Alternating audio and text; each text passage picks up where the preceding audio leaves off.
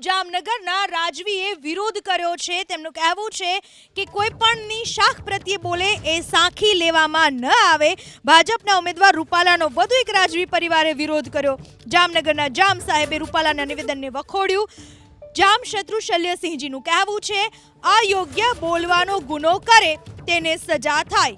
લોકશાહીમાં એકતા બતાવી વિરોધ કરવામાં આવે। એકતા રાખી બતાવો કે રાજપૂતો હજુ ભારતમાં છે। આપણને ના પોસાય તેને ભેગા મળીને ચૂંટણીમાં હરાવો, એવું કહેવું છે જામ શત્રુ શલ્યસિંહજીનું। રૂપાણીએ ક્ષત્રિય સમાજની બહેનોને લઈને જે નિવેદન કર્યું હતું તેને લઈને સમગ્ર ક્ષત્રિય સમાજમાં રોષ જોવા મળી રહ્યો છે। ત્યાં સુધી કે બહેનોએ સૌથી વધારે વિરોધ કર્યો અને બહેનોએ જે પોતાના સ્વમાન ખાતર વિરોધ અને રોષ દર્શાવ્યો તેને પણ બિરદાવ્યું।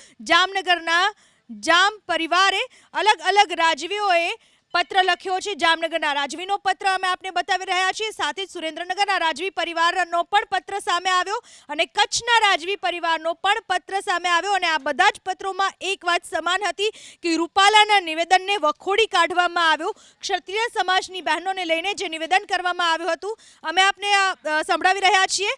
કહેવું છે જામનગરના રાજવીનું આ બારામાં હજુ સુધી કંઈ વધુ પડતું નથી બન્યું એ મારા હિસાબે સારી વાત છે, કારણ કે કોઈ પણ આપણું ખરાબ બોલી અપમાન કરે તો પણ તેના અનુસંધાને આપણે પોતાની જાતને ભયંકર સજા ન આપવાની હોય, પરંતુ અયોગ્ય વાત બોલવાનો ગુનો કરે તેની સજા થવી જોઈએ।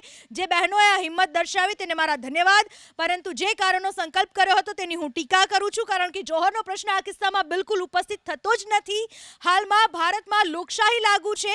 એક જમાનામાં રાજપૂતો રાજ કરતા હતા તેનું કારણ માત્ર હિંમત નહોતી પણ સાથે સાથે એકતાનું પણ હતું। તે જમાનામાં રાજપૂતો એકબીજા માટે મરી જવા તૈયાર હતા, જ્યારે આજના જમાનામાં ઘણીવાર જોવામાં આવે છે કે રાજપૂતો નહીં જેવી બાબતમાં એકબીજાને મારવા માટે તૈયાર થઈ જાય છે। આ વિશે વધુ વાત કરવા આપણી સાથે જોડાઈ ચૂક્યા છે દાતા રિધિરાજસિંહ આપણી સાથે જોડાઈ ચૂક્યા છે। રિધિરાજસિંહ, આપનું શું કહેવું છે, કારણ કે દરેક રાજવી પરિવારો રૂપાલાના નિવેદનને વખોડી રહ્યા છે, વિરોધ કરી રહ્યા છે? सबसे पहले जय अम्बे मैम, मारो ये જ કહેવાનું છે કે જે મેં ટિપ્પણી કરી હતી એ તો ખૂબ દુઃખદાયક છે અને આવી એમને સજા મળવી જોઈએ।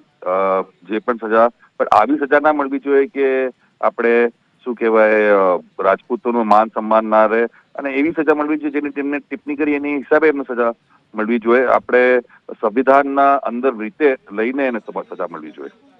જી, આભાર આપનો અમારી સાથે વાત કરવા બદલ રિધિરાજસિંહ।